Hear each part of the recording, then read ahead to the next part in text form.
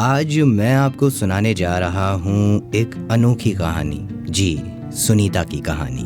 फर्श से लेके अर्श तक का सफ़र तो उन्होंने अपनी मेहनत से किया था। इस मेहनत के साथ साथ उस बुलंदियों तक पहुँचने का श्रेय वो हमेशा सिर्फ किसी एक को ही देती थी। नोएडा की एक नामचीन ज्वेलरी डिज़ाइनर जिनका नाम सुनीता बिरला। वैसे तो पेशे से एक ज्वेलरी डिज़ाइनर हैं, लेकिन सबसे बड़ी वैष्णो माता की भक्त भी। हर साल वैष्णो माता के दर्शन के लिए वो अपनी बिजी लाइफ में से 2 दिन का समय निकाल ही लेती हैं। अपनी खास दोस्त के साथ ही वो हर साल माँ वैष्णो के दर्शन करने जरूर जाती। सुनीता का मानना है कि उनकी मेहनत और माता के आशीर्वाद से ही वो इस मुकाम तक पहुंची हैं। पर सुनीता की जिंदगी में ऐसा क्या हुआ था कि उनकी पूरी जिंदगी ही बदल गई। बात 14 अप्रैल साल 2021 की है। सुनीता के पास एक फोन आता है। हेलो मैडम, दुकान पर सीबीआई ने रेड मार दी है और हमारा कहना है कि दुकान में करोड़ों रुपए छुपा रखे गए हैं, इसलिए दुकान को सील कर रहे हैं। जैसे ही फोन कटता है, सुनीता के हाथ से एकदम मानो फोन छूट गया। वो दंग रह गई। उसके पैरों के नीचे से मानो जमीन ही खिसक गई थी। ऐसा लग रहा था उसके सपनों को कोई उससे छीन कर लेकर जा रहा है, उसकी दुकान को उससे कोई छीन कर लेकर जा रहा है।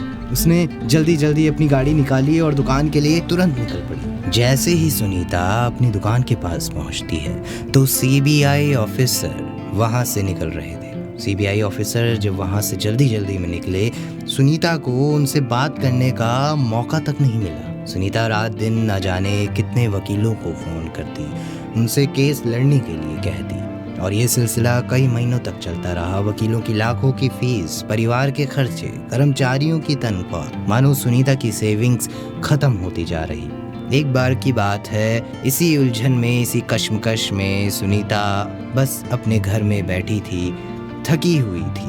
ऐसा लग रहा था जैसे उसके हाथों से रेत फिसलती जा रही थी, जैसे उसके हाथों से उसकी दुकान छूटती जा रही थी कि तभी उसका फोन बज उठता है और फोन उसकी सहेली त्रिशा का होता है। ये वही दोस्त थी जिसके साथ सुनीता हर साल वैष्णो माता के दर्शन करने जाती। फोन बजता है और सुनीता फोन उठाती है। हेलो सुनीता, कैसी हो? सुनीता दबी आवाज में, मैं ठीक हूँ, तू बता।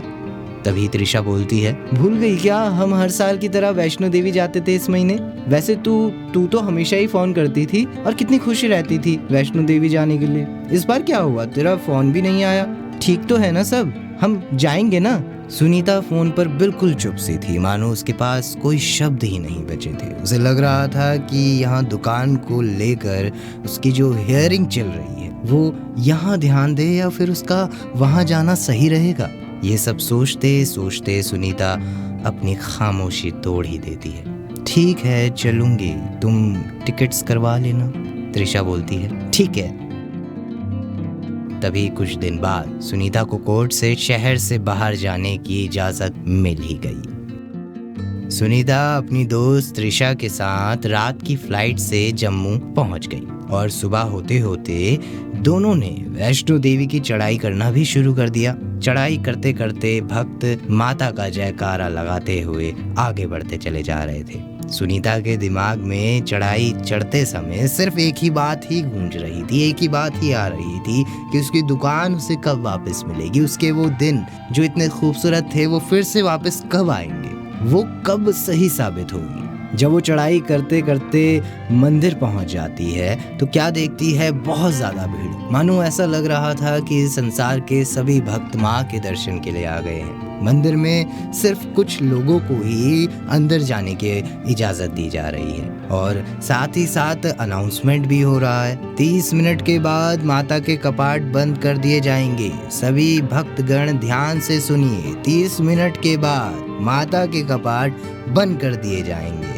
ये अनाउंसमेंट होती चली जा रही थी लगातार। लेकिन सबसे अच्छी बात ये थी कि सुनीता आखिरी में माता के दर्शन के लिए पहुंच ही जाती है। सुनीता बहुत ज़्यादा खुश भी थी क्योंकि अगर आज दर्शन नहीं कर पाती तो उसे 2 दिन बाद माता के दर्शन करने का मौका जो है वो नहीं मिल पाता, क्योंकि सुनीता को सिर्फ कोर्ट से 1 ही दिन का जो समय मिला था। शहर से बाहर जाने का जो 2 दिन का समय है वो तो ऐसे ही कट जाता और हियरिंग का भी टाइम नज़दीक आ रहा था। सुनीता लाइन में आखिरी में ही थी, उसका नंबर आने ही वाला था, वो दर्शन करने ही वाली थी। वो मंदिर के अंदर पैर रख ही रही थी कि अचानक से एक छोटी सी बच्ची उसके पास आकर कहने लग जाती है, आंटी आप मुझे मंदिर के अंदर जाने दो ना प्लीज, मुझे माँ वैष्णो माता के दर्शन करने हैं, उनसे मिलना है। पहले तो सुनीता सोच में पड़ गई कि माता के दर्शन करने जाए या फिर उस बच्ची को अपनी जगह भेज दे,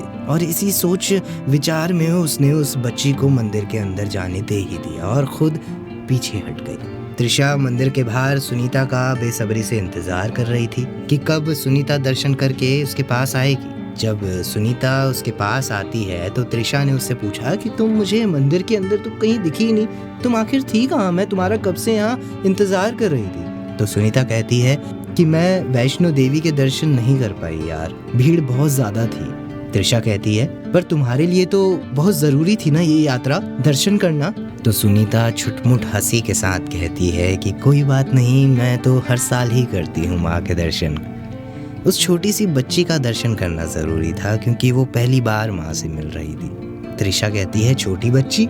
सुनीता कहती है कुछ नहीं, चलो चलते हैं। सुनीता और त्रिशा अगले ही दिन वापस नोएडा लौट आते हैं। सुनीता की अगले ही दिन कोर्ट में पेशी जो थी, वो माता को याद करते करते हाथ जोड़ के कोर्ट के लिए निकल पड़ती है। वो बहुत डरी हुई थी क्योंकि आज फाइनल हियरिंग जो थी, आज अंतिम फैसला जो था, और इसी में तय भी हो जाना था कि सुनीता को अपनी दुकान मिलेगी या नहीं। सुनीता बहुत ज़्यादा जल्दी में होती है और कोर्ट पहुंचती है और फैसले का इंतज़ार करती है, और आखिर में फैसला सुनीता के हक में ही आता है। उसे अपनी दुकान वापस मिल गई, उसकी आंखों में खुशी की आंसू थे, उसको उसकी पुरानी मुस्कान वापस मिल गई। सुनीता कोर्ट से बाहर आती है, चेहरे पे एक अलग ही रौनक देखने को मिलती है कि तभी वो वैष्णो देवी वाली बच्ची सुनीता को सीढ़ियों पर मिल जाती है। वही प्यारी सी हंसी, आलोकिक आंखें, चेहरे पर एक दिव्य चमक। सुनीता समझ गई कि वैष्णो देवी ने ही उनकी मदद की है और उनका ये चमत्कार है। सुनीता उस बच्चे की तरफ मुस्कुराती हुई दुकान की ओर चल पड़ती है।